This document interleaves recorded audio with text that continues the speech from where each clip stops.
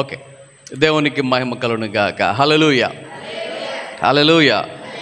ఈ ఉదయకాల సమయంలో కొద్ది నిమిషాలు దేవుని యొక్క వాక్యంలో నుంచి కొన్ని విషయాలను మనము ధ్యానం చేద్దాం. పేతురు రాసిన మొదటి పత్రిక, మొదటి అధ్యాయం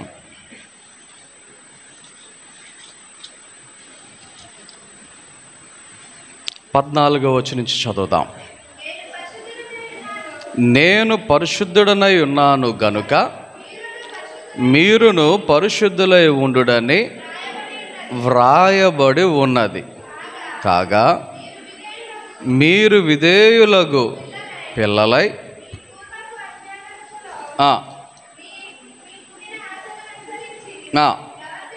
ప్రవర్తింపక మిమ్మును పిలిచిన వాడు పరిశుద్ధుడై ఉన్న ప్రకారము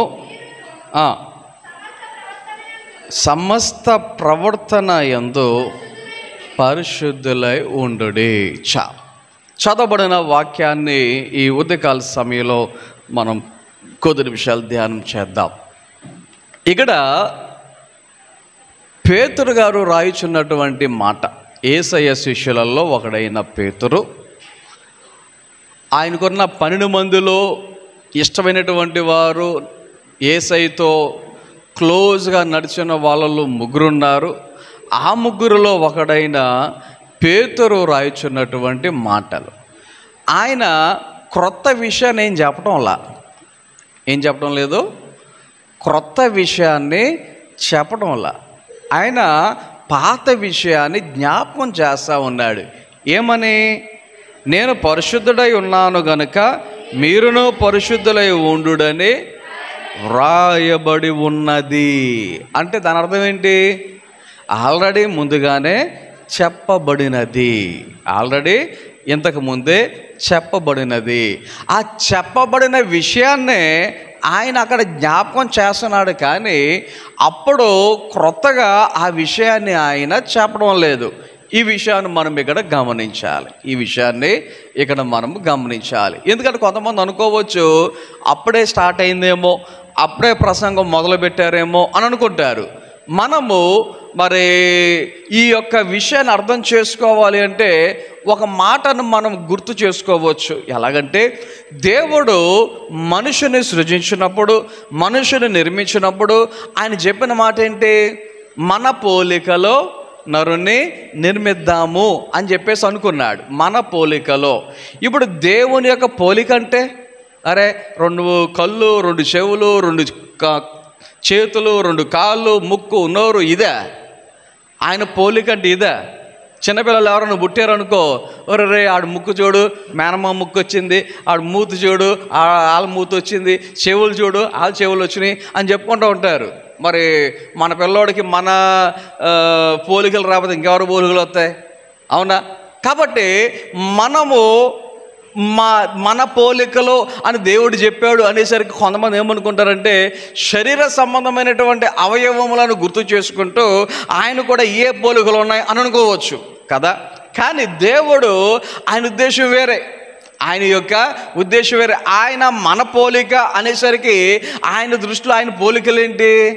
పరిశుద్ధత అనేది ఒక పోలిక, నీతి అనేది ఒక పోలిక, యథార్థత అనేది ఒక పోలిక, సత్యము అనేది ఒక పోలిక. ఇలాగున దేవుడు తన పోలిక చెప్పున మానవుని నిర్మించడం అనేది జరిగింది. Okay, first. తర్వాత మానవుడు ఏం చేశాడు? దేవుడు చేయొద్దన్న పని చేసి, దేవుడు తినొద్దన్న పండు తిని, దేవునికి అవిధేయత చూపించి, ఆ యొక్క ఏదైనా వనములో నుండి బయటకు గెంటి వేయబడిన పరిస్థితి మనందరికీ తెలుసు. కారణం చేసినటువంటి పాపము వలన, తప్పు వలన. అయితే మరి మానవుడు పాపమును మరి తెచ్చుకున్నాడు, పాపము చేశాడు. ఆ తర్వాత ప్రతి ఒక్కరు పాపులైపోయినటువంటి పరిస్థితి. అయితే ఇశ్రాయేలీల కాలములో మనము లేవి కాండము 20వ అధ్యాయము 26వ వచనములో చూస్తే, అక్కడ వాక్యములో మనం చదువుతాం, యెహోవా అను నేను పరిశుద్ధుడను, మీరు నా వారై ఉండునట్లు అన్యజనులలో నుండి మిమ్మును వేరుపరచితిని. ఏం చెప్తా ఉన్నాడు? ఏం చెప్తా ఉన్నాడు? నేను ఎవరని? పరిశుద్ధుడను. దేవుడు చెప్పుకుంటున్న మాట. ఆయన పరిశుద్ధుడు. ఆయన పరిశుద్ధుడు కాబట్టి ఆయన ఏం చేశాడంట? మీరు ఎవరి వారై ఉండడానికి? నా వారై ఉండడానికి ఆయన ఏం చేశాడంట? అన్యజనులలో నుండి మిమ్మును వేరుపరచితిని. ఈ యొక్క ఉదయకాల సమయంలో ఈ యొక్క మాటను గమనిస్తే, దేవుని వారుగా మనం ఉండాలి అంటే, ఎవరి వారుగా? దేవుని వారుగా మనం ఉండాలి అంటే ఏం చేయాలి? ఏం చేయాలి? ఏం చేయాలి? మనము పరిశుద్ధులుగా జీవించవలసిన వారై ఉండాలి. ఇప్పుడు మీకు అర్థం కావడానికి ఒక మాట చెప్తున్నా. జనరల్గా పెళ్ళైన తర్వాత స్త్రీల ఇంటి పేరు ఏమవుతుంది? మారుతూ ఉంటుంది కదా. భర్త ఇంటి పేరుగా మారుతూ ఉంటుంది కదా. మరి ఇప్పుడు అలా మారాలి అంటే ఏం చేయాలి? పెళ్లి చేసుకోకుండా మారిపోద్దా? పెళ్లి చేసుకోకుండా నేను మార్చేసుకుంటాను, ఆధార్ కార్డులు మార్చేసుకుంటాను, లేకపోతే ఫలానా ఐడి కార్డులు మార్చేసుకుంటాను అంటే అవుతుందా? వాళ్ళ వారే ఉండాలి అంటే దానికి ఒక లెక్క ఉంది. ఏంటి ఆ లెక్క? వివాహం అనేది జరగాలి కదా. అలాగే ఇప్పుడు మనం ఆయన వారుగా ఉండాలి అంటే, దేవుని వారుగా ఉండాలి అంటే ఎలా ఉండాలన్నమాట? అమ్మాయికి పెళ్ళి అయితేనే ఎలాగైతే ఆ పెళ్ళింటి వారు అవుతారో అలాగ మనం దేవుని వారమై ఉండాలి అంటే పరిశుద్ధులై ఉండాలి అని దేవుని వాక్యము తెలియచేస్తా ఉంది. ఇప్పుడు పరిశుద్ధులై ఉండడం అంటే ఈ చదివినటువంటి వచనం ప్రకారంగా మనము వేరుపరచిన వారుగా ఉండాలి. ఎలా ఉండాలంట? వేరుపరచిన వారుగా ఉండాలంట. వేరుపరచడం అంటే కొన్నిసార్లు పెళ్ళైన తర్వాత కొత్త కాపురం పెట్టినప్పుడు ఇంట్లో నుంచి వేరే కాపురం పెట్టిన తర్వాత ఈ పెళ్ళి చేసుకున్న వాళ్ళు ఏం చేస్తూ ఉండాలి? వాళ్ళ వంటలు వాళ్ళే చేసుకోవాలి, వాళ్ళ అన్నం కూరలు వాళ్ళే వండుకోవాలి, వాళ్ళ బట్టలు వాళ్ళే ఉతుక్కోవాలి, వాళ్ళ ఇల్లు వాళ్ళే తుడుచుకోవాలి. అవునా? ఇంతకుముందు అయితే మమ్మీ డాడీ చేసేవాళ్ళు. ఇంతకుముందైతే ఇంట్లో మిగతా అక్క చెల్లెలు అన్నదమ్ములు ఎవరైనా చేసేవారు. ఇప్పుడు వేరైన తర్వాత ఏం చేయాలి? ఎవరిది వాళ్ళే చేసుకోవాలి. అలాగా ఇప్పుడు పరిశుద్ధులై ఉండడం అంటే ఏమవ్వాలంట? వేరుపరచిన వారు. ఎక్కడ వేరుపరచడం? ఎక్కడ నుండి? అన్యజనులలో నుండి. ఎక్కడి నుంచి? అన్యజనులలో నుండి. ఈ యొక్క ఉదయకాల సమయంలో పరిశుద్ధమైనటువంటి జీవితం జీవించాలి అని దేవుని యొక్క వాక్యము ద్వారా మరొకసారి జ్ఞాపకం చేస్తా ఉన్నాను. పరిశుద్ధమైనటువంటి జీవితము జీవించడం మాత్రమే కాదు, కలిగి ఉండడం మాత్రమే కాదు, దానిని కొనసాగించేవారుగా ఉండాలి అని ఈ ఉదయకాల సమయంలో నేను మీకు జ్ఞాపకం చేస్తా ఉన్నాను. ఈ సమయంలో కొన్ని విషయాలు దేవుని యొక్క వాక్యంలో నుంచి ఒక వ్యక్తి జీవితంలో జరిగినటువంటి సంఘటనలను మీకు జ్ఞాపకం చేయాలని ఆశపడుతూ ఉన్నా. ఎవరు ఆ వ్యక్తి అంటే దావీదు అనబడినటువంటి వ్యక్తి. ఎవరు? దావీదు అనబడినటువంటి వ్యక్తి. దావీదు యొక్క జీవితం గురించి ఆలోచన చేస్తే మరి దేవుని యొక్క వాక్యములో దేవుడు దావీదుని గురించి ఏం చెప్తా ఉన్నాడు? నా యొక్క హృదయానుసారమైన మనుష్యుడు అని దేవుడు దావీదుని గురించి చెప్పినటువంటి మాట మనందరికీ తెలిసినదే, అనేక సందర్భాలలో మనము చదివినదే. అయితే దావీదుని గురించి దేవుడు అంతలా చెప్పాడు కదా. దేవుని యొక్క వాక్యంలో దావీదుని గురించి ఆలోచన చేస్తే చాలా విషయాలు మనము చూడవచ్చు. ఒకటి, ఇంకొక విషయాన్ని గమనిస్తే మరి ఈ యొక్క బైబిల్లో చాలా అధ్యాయాలు, దావీదు చేత వ్రాయబడినటువంటి అధ్యాయాలు చాలా ఉన్నాయి. ఇంకొక విషయాన్ని కూడా మనం గమనిస్తే కొంతమంది జీవితాల గురించి అయితే ఏదో చిన్నప్పుడు రాశారు, లేకపోతే పెద్ద అయిన తర్వాత రాశారు, లేకపోతే ఏదో ఒక సందర్భాన్ని జ్ఞాపకం చేశారు అంతే. కానీ దావీదు యొక్క జీవితం గురించి ఆలోచన చేస్తే చిన్నప్పటి నుంచి ముసలివాడయ్యే వరకు ప్రతి సందర్భం దేవుని యొక్క వాక్యములు దావీదుని గురించి వ్రాయబడినటువంటి పరిస్థితులు ఉన్నాయి. అంత ప్రత్యేకత దావీదు జీవితంలో ఉన్నాయి. దావీదు జీవితంలో మరి ఆటుపోటు లాంటి పరిస్థితులు ఉన్నాయి, మంచి చెడు లాంటి పరిస్థితులు ఉన్నాయి, లేదా పరిశుద్ధత లేదా పాపం అనేటువంటి పరిస్థితులు ఉన్నాయి. అన్నీ కూడా దావీదు జీవితంలో ఉన్నాయి. అయితే దావీదు జీవితంలో జరిగినటువంటి ఒక 6 సంఘటనలు చెప్తాను మీకు. ఇప్పుడు ఒక 6 సంఘటనలు నేను మీకు చెప్తా. ఒకటి ఇంచుమించు మరి బాలుడుగా ఉన్న వయసులో జరిగిన సంఘటన.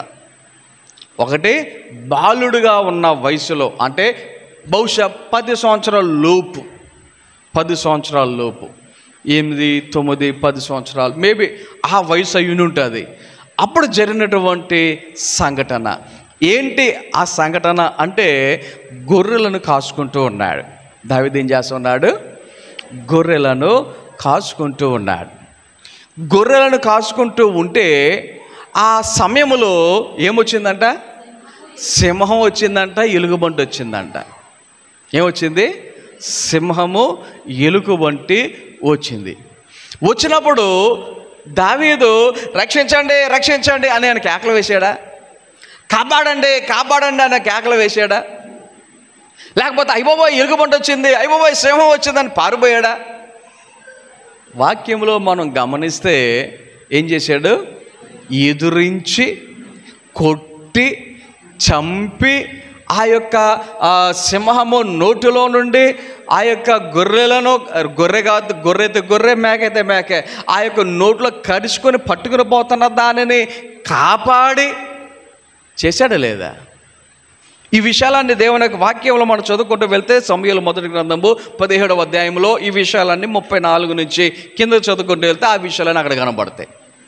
అయితే దావీదు చిన్నప్పుడు, ఇప్పుడు 10 సంవత్సరాల వయసు అనుకుందాం, ఉదాహరణకి 8 కాదు 10 అనుకుందాం. 10 సంవత్సరాలు అంటే ఎన్నో తరగతి చదువుతాడు? 10 సంవత్సరాలు అంటే మహా అయితే 5వ తరగతి చదువుతాడు. 10 సంవత్సరాలు అయితే ఎంత చదువుతాడు? మహా అయితే 5వ తరగతి చదువుతాడు. Elementary school. ఏ స్కూలు? Elementary school. ఇప్పుడు చిన్నపిల్లల్ని ఏదైనా ఒక పని చేశారనుకో, ఏం చేయాలి వాళ్ళని మనం? చిన్నపిల్లలు ఏదైనా ఒక మంచి పని చేశారు, ఏం చేయాలి మనం? మెచ్చుకోవాలి. చిన్నపిల్లలు ఏం చేయాలి? మెచ్చుకోవాలి. మనం ఎప్పుడైతే మెచ్చుకుంటామో ఆ మెప్పు వాడికి ఎలా ఉంటుంది? ఎలా ఉంటుంది? అబ్బా మామూలు సంతోషం కాదు, ఆనందపడిపోతాడు. ఎంత సంతోషమో! అలాంటి పనులు మరలా చేయాలి అని ఆశపడతాడు. ఉదాహరణకి మన ఇంట్లో ఏదైనా డస్ట్ కింద పాడేశాడు, చెత్త కింద పాడేశాడు, రై అది తీసి డస్ట్బిన్లో పడేరా అన్నప్పుడు, ఆ డస్ట్బిన్లో పాడేసినప్పుడు ఓ సూపర్ మంచి పని చేసావు అని మనం వాడిని మెచ్చుకున్నాం అనుకో, వాడికి ఎలా ఉంటుంది? ప్రతిసారి ఎవరు చెత్త పాడేసినా తప్పు, కింద పడేయకూడదు అని వాడే తీసుకుని వెళ్ళి అక్కడ పడేస్తాడు, డస్ట్బిన్లో పడేస్తాడు. ఎప్పుడు? మెచ్చుకున్నప్పుడు. ఎప్పుడు చెప్పండి? మెచ్చుకున్నప్పుడు. అలాగ వాడు చేయవలసింది చేసినప్పుడు మనం మెచ్చుకుంటే వాడికి అలాగ ఉంటుంది. ఒకవేళ మనం మెచ్చుకోకపోతే ఆ చెత్త పొట్ల చెత్త తీసుకొచ్చి మన బెడ్రూమ్లో పడేస్తాడు, మొత్తం చెత్త తీసుకొచ్చి హాల్లో పడేస్తాడు. అవునా కదా? పిల్లలు చేసే పని అదే. మనం వాడు అడిగినప్పుడు అడిగింది ఇవ్వకపోతే అది ఏదైనా కానీ గాజు గ్లాసు అమ్మో జాగ్రత్త అని మనకుంటుంది, పిల్లోడికి ఏముంటుంది? ఎత్తి కింద పాడేస్తాడు. ఫోన్ అడిగినప్పుడు ఫోన్ ఇవ్వకపోతే తర్వాత మనం ఇచ్చినా ఫోన్ కూడా కింద పాడేసేవాడు. పిల్లలు కనబడతలేదా మనకే? ఎంతమంది తల్లులు నా పిల్లోడి చేతిలో ఫోన్ ఉండదండి, అనవసరం అండి, కొత్త ఫోన్ అవసరం లేదు, ఆ గ్లాసులు ఎన్నిసార్లు మార్చినా మరలా అదే పని అవుతుంది, ఎందుకులే అలాగే వాడేసుకుంటాను అని చెప్పేసి పగిలిపోయిన స్క్రీన్తోనే వాడుచుకుంటున్న తల్లులు ఎంతమంది లేరు? కారణం ఏంటి? అర్థమైందా మీకు? సో పిల్లలను మెచ్చుకునేటువంటి వారుగా ఉంటే పిల్లలకి ఎలా ఉంటుంది? సంతోషంగా ఉంటుంది. కానీ ఇక్కడ దావీదు సింహమును ఎలుగుబంటిని చంపి తన యొక్క గొర్రెలను కాపాడిన తనకి మెప్పు అనేది దొరకలేదు. చిన్నప్పుడు. తర్వాత ఇంకొక సంఘటన నేను మీకు జ్ఞాపకం చేస్తా. రెండో సంఘటన బహుశా ఒక 15 సంవత్సరాల వయసు ఉంటుంది దావీదుకే. ఇంచుమించు 15 సంవత్సరాల వయసు ఉంటుంది. ఆ వయసులో ఉన్నప్పుడు అప్పుడు కూడా ఏం చేసుకుంటున్నాడు తెలుసా? గొర్రెలను కాసుకుంటూ ఉన్నాడు. అరణ్యములో ఎక్కడో గొర్రెలు కాసుకుంటూ ఉన్నాడు. కానీ దావీదు యొక్క ఇంటికి సమూయేలు ప్రవక్త వచ్చాడు. దావీదు ఇంటికి ఎవరు వచ్చారు? సమూయేలు ప్రవక్త వచ్చాడు. సమూయేలు ప్రవక్త దావీదు ఇంటికి వచ్చి దావీదు యొక్క తండ్రితో ఒక మాట అంటూ ఉన్నాడు. అయ్యా, దేవుడు నన్ను మీ ఇంటికి పంపించమంటే వచ్చాను. మీ కుమారుల్లో మరి యాక్చువల్గా ఆ రోజుల్లో దేవుని సేవకుడు ఆ ఊరికి వస్తూ ఉంటే జనాలు టారెత్తిపోయేవారు, భయపడి సచ్చేవారు. కారణం ఏంటంటే అమ్మో ఏమైనా ఒక వార్నింగ్ లాంటిది దేవుడు ఏమన్నా పంపించాడేమో అనేటువంటి భయం అన్నమాట. అంతగానే ఆయన వస్తూ ఉండగానే ఏమని అంటున్నారో తెలుసా? అయ్యా, సమాధానంగానే వస్తున్నావా? సమూయేలు మొదటి గ్రంథము 16వ అధ్యాయములో మనం చదువుకుంటూ వెళ్తే ఈ విషయాలు కనబడతాయి. మనకి 4వ వచనంలో చూస్తే లాస్ట్లో కనబడుతుంది, అతన్ని రాకని ఆ ఊరి పెద్దలు చూచి సమాధానముగా వచ్చుచున్నావా అని అడుగగా, అప్పుడు ఆయన అంటాడు, నేను సమాధానంగానే వచ్చి తిని. అమ్మ, బతికించారా బాబు అనుకుని ఉంటారు ఈ పెద్దలు. లేకపోతే మనం ఏమైపోయేదో అని ఎంత భయపడిపోయారో. అయితే ఈ సేవకుడు అన్నాడు, సమాధానంగానే వస్తున్నాను. Okay, right. వచ్చాడు. ఆ యొక్క మరి యెషయా ఇంటికి వెళ్ళాడు. దావీదు యొక్క తండ్రి దగ్గరికి వెళ్ళాడు. అయ్యా, దేవుడు పంపిస్తే నేను వచ్చాను కాబట్టి నీవు మరి నీ పిల్లలందరినీ పిలువు. నీ పిల్లల్లో ఒకరిని ఏం చేయబోతున్నాను? రాజుగా అభిషేకం చేయబోతున్నాను అంటే అప్పుడు దావీదు యొక్క తండ్రి అయిన యెషయా ఎంతమందిని పిలిచాడో తెలుసా? 7 పిలిచాడు. ఆయనకి ఎంతమంది కొడుకులు? 8 మంది. ఆయనకి ఎంతమంది కొడుకులు? 8 మంది. కానీ ఎంతమందిని పిలిచాడు ఆయన? 7 పిలిచాడు. ఈ సమూయేలు ప్రవక్త వెళ్ళి పెద్దోడి మీద చేసాడు, ప్రార్థన చేస్తున్నాడు, అభిషేకం ఇద్దామని రాజుగా. దేవుడు కాదు, ఈడు కాదు అన్నాడు. నువ్వు పక్కెళ్ళు. రెండోడి మీద దగ్గరికి వెళ్ళాడు, నెత్తి మీద చేసాడు, ప్రార్థన చేస్తున్నాడు, దేవుడు ఈడు కాదన్నాడు. నువ్వు కాదు. Next 3rd, 4th, 5th, 6th, 7th 7 మీద ప్రార్థన చేస్తున్నాడు. అందరికీ అయిపోయింది. దేవుడు ఈడు కాదు అంటున్నాడు. సమూయేలుకి అర్థం కావట్లా. అడగాల వద్దా, అడిగితే ఏమని అనుకుంటాడు ఏంటా అని డౌట్గా యెషయా దగ్గరికి వచ్చి, ఏమండి యెషయా గారు, మీకు 7 ఇంకెవరైనా కొడుకులు ఉన్నారా అని అనుమానంగా అడిగినటువంటి పరిస్థితి. ఆడ కింద మనం చదువుకుంటూ వెళ్తే చూడండి ఒకసారి,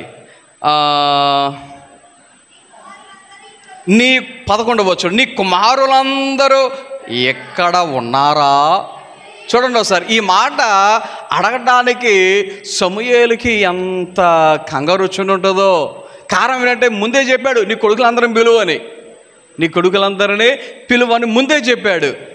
యెషయా 7 పిలిచాడు. ఈయనేమనుకోవాలి? అందరూ వచ్చేసారు అనుకోవాలి. కానీ దేవుడు వీడు కాదు అంటూ ఉన్నాడు. ఆలోచన చేయండి. మనుషులు పొరపాటు చేయొచ్చు, మనుషులు తప్పు చెప్పొచ్చు, మనుషులు లేనిపోని మాటలు చెప్పొచ్చు. కానీ దేవుడు పొరపాటు చేయడు కదా, దేవుడు లేనిపోని మాటలు చెప్పడు కదా. కాబట్టి సమూయేలుకు ఒక నమ్మకం, అరే దేవుడు పొరపాటు చేయడు, ఈ యెషయా కుమారుల్లో ఒకడని చెప్పేసి నాకు స్పష్టంగా చెప్పాడు. మరి 7 అయిపోయారు, కానీ ఇక్కడ వీళ్ళు కాదని చెప్పేసి మళ్ళీ దేవుడే చెప్తున్నాడు. ఇంకా ఎవరైనా ఉండుంటారు అని మనసులో అనుకుని యెషయా దగ్గరికి వచ్చి అంటున్నాడు, అందరూ ఉన్నారా? అందరూ ఉన్నారా? లేకపోతే ఇంకా ఎవరైనా ఎక్కడైనా ఉన్నారా అని అడిగితే అప్పుడు యెషయా చెప్పిన మాట ఏంటంటే, ఇంకను కడసారి వాడున్నాడు, అయితే వాడు గొర్రెలు కాయుచున్నాడని చెప్పాను. చూడండి ఒకసారి, రెండు విషయాలు గమనించవచ్చు. ఒకడున్నాడు కడసారి వాడు. ఎవరంట? కడసారి వాడు ఒకడున్నాడు. ఓకే, అక్కడ వరకు చెప్పి ఊరుకుంటే బాగానే ఉండేది. కానీ ఏమంటున్నాడు? అయితే ఆ మాటకి ఎంత అర్థం మారిపోతుంది. నువ్వేమో రాజుగా అభిషేకించాలని చెప్పేసి అనుకుంటున్నావు. ఈ 7గురునేమో చక్కగా యుద్ధములో మరి వీరు సైనికులుగా ఉన్న మరి మనుషులు వీళ్ళు. ఈ ఆఖరుడు ఉన్నాడు, వీడైతే ఏం చేసేవాడు? గొర్రెలు కాచుకునేవాడు. ఎవడాడు? గొర్రెలను కాచుకునేటువంటి వాడు అని తక్కువ చేసి మాట్లాడినట్లుగా వాక్యములో మనం చూస్తున్నాం. కానీ ఈ ప్రవక్త సమూయేలు ప్రవక్త ఏమన్నాడు? ఆడిని కూడా పిలువు నంపించు, ఆడొచ్చే వరకు ఎక్కడే ఉంటా, దావీదు వచ్చే వరకు నేను ఎక్కడే ఉంటా అని కబురు పంపి. ఆడు ఎక్కడున్నాడు? అరణ్యములో గొర్రెలు కాసుకుంటున్నాడు. ఇక్కడ ఎక్కడో లేడు, దరిదాపులో లేడు, ఇంటి పక్కన లేడు, ఊర్లో లేడు, అరణ్యంలోకి గొర్రెలు కాసుకుంటానికి మేపుకుంటూ వెళ్ళిపోయాడు. అంటే ఆ ప్రవక్త చెప్పిన మాట, నువ్వు ఆడొచ్చేవరకు ఎక్కడే ఉంటా, పిలుచుకురా అంటే ఎవరినో కబురు పంపించారు. కొద్దిగా నువ్వు వెళ్ళి మా దావీదు ఉంటాడు కదా అక్కడ, పిలుచుకురారా అంటే వాడు పరుగు రే దావీదు కనపడ్డా వెంటనే అన్నమాట, రే దావీదు రారా బాబు, నీ గురించే వెయిటింగ్ ఆవిడ. ఏంటి వెయిటింగ్ ఏంటి? ఎవరో వచ్చాడు, ప్రవక్త వచ్చాడు, మీ అన్నలందరూ లైన్లో పెట్టాడు అంటే దావీదుకి ఎంత టెన్షనో. అయ్యో బాబాయ్, ప్రవక్త వచ్చాడా, మా ఇంటికి వచ్చాడా, ఊరికి రావటమే చాలా ఇది, అలాంటిది మా ఇంటికి రావటం ఏంటి, ఏమైనా జరిగిందా, ఏం గొడవ జరుగుతుంది అని ఎంత కంగారు పడ్డాడు, ఎంత టెన్షన్ పడ్డాడు. కానీ వాడు చెప్పాడు, బాబా అలాంటిది ఏమీ లేదు, ఏమి లేదు, నెత్తివెచ్చేసి ప్రార్థన చేస్తున్నాడు అంతే. అంటే ఓయమ్మ ప్రార్థనేనా, సర్లే వస్తా అన్నాడు అని మొత్తానికి దావీదు కూడా ఏం చేశాడు? అరణ్యములో నుండి ఇంటికి వెళ్ళాడు. ఇంటికి వెళ్ళటం ఆ యొక్క సమూయేలు ప్రవక్త ఏం చేశాడు? నెత్తివెచ్చేసి ప్రార్థన చేసేసాడు. ప్రార్థన చేస్తే దేవుడు ఏమన్నాడు? నేను కోరుకున్నవాడు ఈతడే, అభిషేకించే అంటే దావీదుని అడిగింది లేదు, పెట్టింది లేదు. సమూయేలు ప్రవక్త నెత్తిమీద చేసి ప్రార్థన చేసి అభిషేకం చేశాడు. అక్కడ ఆలోచన చేయండి. దావీదుకి ఏం అర్థం కావట్లా. దావీదు ఎవరో? గొర్రెలు కాచుకునేవాడు. మా భవిష్యత్ ఎంత వయసు ఉంటుంది? 15 సంవత్సరాల వయసు ఉంటుంది. ఏం అర్థం కాల. ప్రార్థన అయిపోయిన తర్వాత, అయ్యగారు మీరు ప్రార్థన చేశారు బాగానే ఉంది, అభిషేకించారు బాగానే ఉంది, అలాంటిది నన్ను ఏంటంటే రాజుగారు అంటున్నారు, సరదాగా జోకేశారు కదా అని అనుకుని ఉంటాడు, లేకపోతే అడిగే ఉంటాడు. అప్పుడు సమూయేలు చెప్పుంటాడు, లేదు నేను నీతో జోకులు ఎందుకు వేస్తానురా, నాకు జోకులు ఇవ్వాల్సిన పని ఏంటి, దేవుడు చెప్పాడు నేను చేశాను. ఏమండి, దేవుడు నా పేరు చెప్పాడా? దేవుడు నా గురించే చెప్పాడా? చెప్పండి అని చెప్పేసి అంటే సమూయేలు ఏం చెప్పుని ఉండాలి? దావీదు అని చెప్పలా దేవుడు. ఆ పేరు చెప్పుని ఉంటే సమూయేలు ఇంటికి వచ్చి ఏం చెప్పేవాడు? దావీదు ఎక్కడ ఉన్నాడు పిలవండి అనేవాడు. కానీ సమూయేలు ప్రవక్త ఏం చేశాడు? యెషయా దగ్గరికి వచ్చి నీకు కొడుకులు పిలువ అన్నాడు. కాబట్టి దేవుడు నాకు చెప్పింది ఏంటి? యెషయా కుమారులు ఒకడని చెప్పాడు. అందుకనే మీ ఇంటికి వచ్చాను, యెషయా దగ్గరికి వచ్చాను, ఆయనని పిలిచి నీ కొడుకు లేరు అంటే ఎలాగా నువ్వు వచ్చావు. సరే, ఇదంతా ఒక వెర్షన్, ఇదంతా తెలిసినయే. నేను చెప్దాం అనుకున్నటువంటి మాట మొదటిది ఏం దొరకలేదు దావీదుకి ఏం దొరకలేదని చెప్పాను? బాల్య వయసులో మెప్పు దొరకలేదు అని చెప్పాను. గుర్తుపెట్టుకోండి, మొదటిది ఏం చెప్పాను?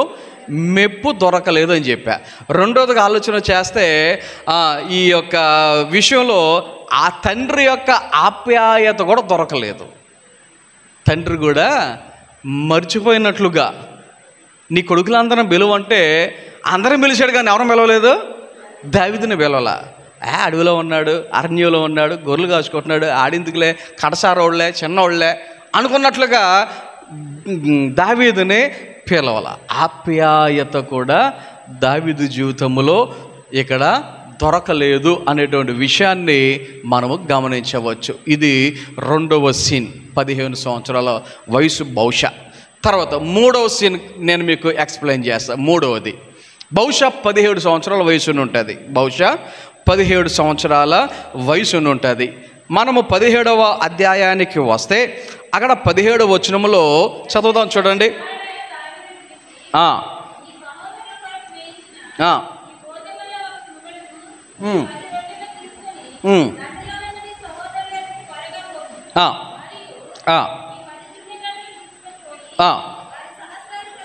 చూడండి, ఇక్కడ ఈ దావీదు యొక్క తండ్రి దావీదుని పిలిచి చెప్తున్నటువంటి మాట, నీ సహోదరులు క్షేమంగా ఉన్నారో లేదో సంగతి తెలుసుకునే వారి యొద్ద నుండి ఆనవాళ్ళు ఒకటి తీసుకుని రమ్మని చెప్పి పంపివేశాను. ఎక్కడికి వెళ్ళమంటున్నాడు? వాళ్ళ అన్నల దగ్గరికి వెళ్ళమంటున్నాడు. అన్నలు ఎక్కడున్నారు? అన్నలు ఎక్కడున్నారు? యుద్ధములో ఉన్నారు. వారు సైనికులుగా పనిచేస్తున్నారు, వారు యుద్ధంలో ఉన్నారు. ఎవరితో యుద్ధం జరుగుతూ ఉంది? ఇశ్రాయేలీయులకును ఫిలిస్తీయులకును మధ్యలో జరుగుతున్నటువంటి యుద్ధం. ఈ యుద్ధ సమయంలో సైనికులకు ఎటువంటి ఆర్డర్స్ ఉంటాయి? సైనికులకు ఎటువంటి ఆర్డర్స్ ఉంటాయి? ఇప్పుడున్నటువంటి పరిస్థితుల్లో మన వాడుక భాషలో చెప్పాలంటే suit and sight, sight and suit ఏదో అంటారు కదా, సూట్ అండ్ సైట్ అని చెప్పేసి అంటారు కదా. అంటే దాని అర్థం ఏంటి? కనబడితే కాల్చి చంపేయచ్చు, కనబడితే కాల్చి చంపేయచ్చు. ఆ టైంలో ఎందుకు చంపావు ఏంటి అని చెప్పేసి కాల్చిన వాళ్ళకి ఏ కేసు ఉండదు. అలాంటి పరిస్థితులు కదా. ఇప్పుడంటే గంటలు ఉన్నాయి కాబట్టి ఆ మాట అన్నారు. మరి ఆ రోజుల్లో బాణాలు, కత్తులు, ఈటెలు, ఇవి ఆ రోజుల్లో ఉన్నటువంటి పరిస్థితి. అలాంటి టైంలో దావీదుని వెళ్ళమన్నారు వాళ్ళ తండ్రి వాళ్ళ అన్నల దగ్గరికి. చూసి క్షేమ సమాచారమును తెలుసుకొని ఒక ఆనవాళ్ళు తీసుకురా అని చెప్పేసి అంటే దావీదు బయలుదేరి వెళ్ళాడు. వెళ్తే అక్కడ జరిగినటువంటి సంఘటన మనందరికీ తెలుసు. వీళ్ళందరూ గొలియాతుకి భయపడుతున్నారు. సైనికులందరూ, ఇశ్రాయేలీయులందరూ గొలియాతుకి భయపడుతున్నారు, ఫిలిస్తీన్కి భయపడుతున్నారు. ఎవరు యుద్ధం చేయటానికి ధైర్యము చాలక ముందుకు వెళ్ళక బిక్కుమంటూ మరి వారందరూ కూడా మరి భయపడుతున్నటువంటి పరిస్థితులు. అలాంటి పరిస్థితుల్లో దావీదు ఆ సన్నివేశాన్ని చూచి నేను యుద్ధం చేస్తా. దావీదు యొక్క ఉద్దేశములో సున్నతి లేని ఈ ఫిలిస్తీయుడు ఎంతటి వాడు, మనం దేవునిని నమ్ముకున్న వారము, వారేమో అన్యజనులుగా ఉన్నటువంటి వారు, అన్యజనులకు మనం భయపడడం ఏంటి అనేది దావీదు యొక్క ఆలోచన, దావీదు యొక్క దృక్పథం. వీళ్ళందరూ ఏం చూస్తున్నారు? ఆకారాన్ని చూస్తూ ఉన్నారు, గొలియాతు యొక్క బలాన్ని చూస్తున్నారు, ఎత్తును చూస్తున్నారు, లావును చూస్తున్నారు, అతని మీద ఉన్నటువంటి ఆ యొక్క యుద్ధోపకరణములను చూస్తున్నారు. కానీ దావీదు ఏం చూస్తున్నాడు? దావీదు ఏం చూస్తున్నాడు? ఇవేమి కనబడటంలా. ఎత్తు, లావు, బలము, అతని చేతిలో ఉన్నటువంటి యుద్ధోపకరణాలు అవేమి కనబడటంలా. ఒకటే కనబడుతుంది, అన్యుడు. ఎవరు? అన్యుడు. మనం ఎవరు? దేవుని బిడ్డలం. అరే దేవుడు మనకు సహాయం చేస్తాడు. అలాంటిది ఒక అన్యుడికి మీకు భయపడతావేంటి? ఓకే, అక్కడ జరిగినటువంటి సంఘటన ఏంటంటే ఈ విషయం ఎవరికి తెలిసిందంట? ఈ విషయం ఎవరికి తెలిసింది? దావీదు యుద్ధం చేస్తాను అంటున్నాడు అన్న విషయం ఎవరికి తెలిసింది? దావీదు యొక్క అన్నలకు తెలిసింది. అందులో పెద్దన్న వచ్చాడు, వారిలో పెద్దన్న వచ్చాడు.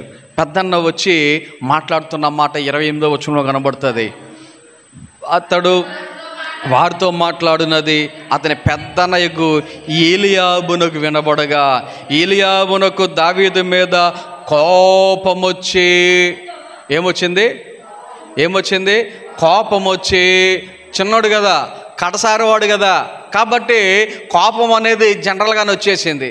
మేము చేయలేకపోతున్నాం, మేము ముందుకు అడుగు వేయలేకపోతున్నాం, అలాంటిది నువ్వు వెళ్తావా? కోపం వచ్చి నువ్వు ఎక్కడికి ఎందుకు వచ్చావు? ఇప్పుడు చూడండి ఒకసారి, దావీదు తనంతట తాను వచ్చాడు అక్కడికి. వచ్చాడు అక్కడికి. ఎందుకు వచ్చాడు అక్కడికి? తండ్రి పంపిస్తేనే కదా వచ్చింది. కానీ వాళ్ళ అన్నయ్య ఏమంటా ఉన్నాడు? నువ్వు ఎందుకు వచ్చావు ఇక్కడికి? అరణ్యంలోని ఆ చిన్న గొర్రె మందని ఎవరు వశం చేసావు? గొర్రెలు ఇచ్చారు కదా నీకు కాసుకోమని. ఆ గొర్రెలను ఏం చేసావు? ఆ మందను ఏం చేసావు? అది ఎవరికి ఇచ్చేసావు? ఆ అన్నయ్యల యొక్క మాటలు ఇంకేమంటున్నారు? నీ గర్వము నాకు తెలుసు, నువ్వు ఎంత గర్విస్తుడవో నాకు తెలుసు అన్నలు అంటున్న మాట. రెండోది ఏమంటున్నారు? ఇంకా నీ హృదయపు చెడుతనము నేను ఎరుగుదును. చూడండి ఒకసారి, తండ్రి వెళ్ళు అని అనకపోతే వచ్చేవాడా? కానీ అనలేమంటున్నారు? నీ గర్వం నాకు తెలుసురా, నీ యొక్క హృదయపు చెడుతనం మాకు తెలుసులే. ఆలోచన చేయండి. అన్నలో చిన్నోడైనటువంటి తమ్ముడిని బహుశా 17 సంవత్సరాలు, అంటే 10th క్లాస్ అయ్యి ఇంటర్మీడియట్ చదువుతున్న వయసు. అదే వయసు 10th అయిపోయి ఇంటర్మీడియట్ చదివే వయసు. ఇప్పుడు మన భాషలో మన లెక్కల్లో మనం చూసుకుంటే 17 సంవత్సరాలు అంటే ఏ వయసు? అది ఇంటర్మీడియట్ చదువుతున్నటువంటి వయసు. ఈ ఇంటర్మీడియట్ చదువుతున్నటువంటి ఈ వయసులో పెద్ద అన్నయ్యలు ఉన్నటువంటి వాళ్ళు తమ్ముని ఎలా చూడాలి? ప్రేమగా చూడాలి, ప్రేమగా మాట్లాడాలి, ప్రేమగా ఆ యొక్క టైంలో. ఎందుకంటే అక్కడికి ఎందుకు వచ్చాడు? అన్నలకు భోజన పదార్థాలు తీసుకొని, 2 వారి యొక్క క్షేమ సమాచారాన్ని తండ్రికి తెలియచేయటానికి వచ్చాడు కదా. మరి అన్నలో ప్రేమించాలా వద్దా? ఏం కరువైంది? ప్రేమ కరువైంది. 3 విషయాలు. ఒకటి ఏం లేదన్నాను, చిన్న వయసులో మెప్పు అనేది దావీదు పొందుకోలేకపోయాడు. 2 ఆప్యాయత అనేది పొందలేకపోయాడు. 3వది ప్రేమ అనేది కూడా దావీదు జీవితంలో లేదు. ఈ 3 విషయాలు ఒక ఎత్తు అయితే, ఇప్పుడు నేను చెప్పబోయే 4వ విషయం మరొక ఎత్తు. తన జీవితంలో ఎప్పుడు లేనిది, తన జీవితంలో ఎప్పుడు చూడనిది, తన జీవితంలో ఎప్పుడు అనుభవించనిది 4వ స్టెప్ ఇప్పుడు నేను మీకు చెప్పబోతున్నాను. అదేంటంటే గొలియాతుని చంపేశాడు. ఓకే, ఈ 4 విషయం చెప్పే ముందు ఇంకొక మాట నేను మీకు చెప్పాలి. దావీదు ప్లేస్లో గొలియాతుని ఎదిరించడానికి వెళ్ళే ముందు ఒకవేళ నువ్వు నేను ఉంటే మనము ఏమని సహాయం అడిగేవాళ్ళం? దేవుణ్ణి ఏమని ప్రార్థన చేసేవాళ్ళం? మన ఎదుట గొలియాతు ఉన్నాడు. గొలియాతు చూస్తే భయంకరమైనటువంటి బలవంతుడిగా కనబడుతున్నాడు. ఇప్పుడు ప్రార్థన చేస్తే ఏమని ప్రార్థన చేస్తాం? చంపే అని ప్రార్థన చేస్తాం. ఎవరిని? గొలియాతుని చంపే అని ప్రార్థన చేస్తాం. అవునా కాదా?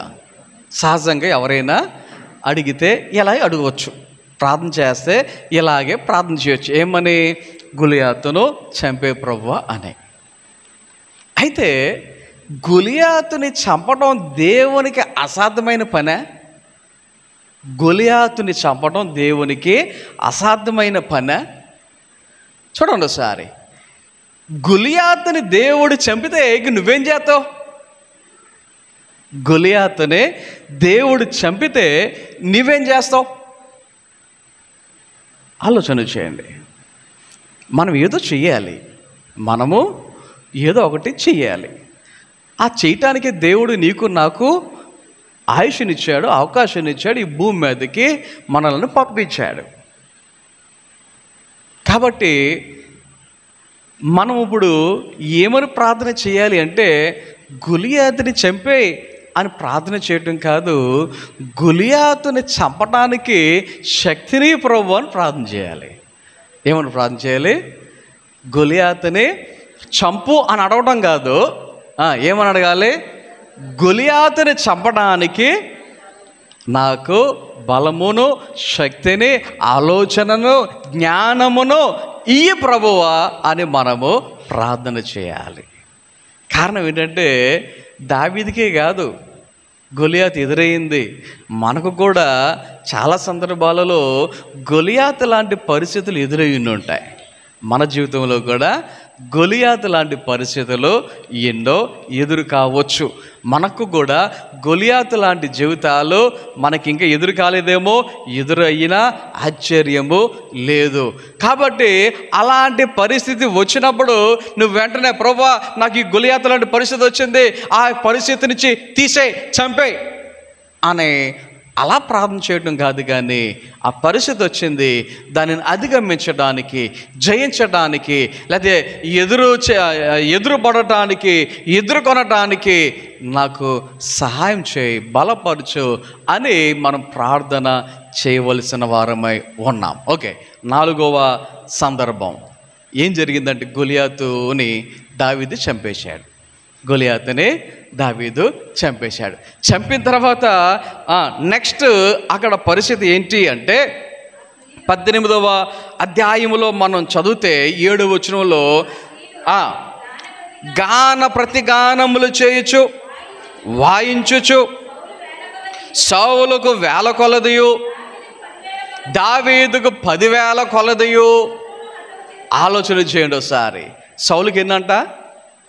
1000 కొలదంట. దావీదుకి ఎన్నంట? 10,000 కొలదంట. ఆలోచన చేయండి ఒకసారి. ఇప్పుడు మెప్పు అనేది ఎవరికి మించిపోయింది?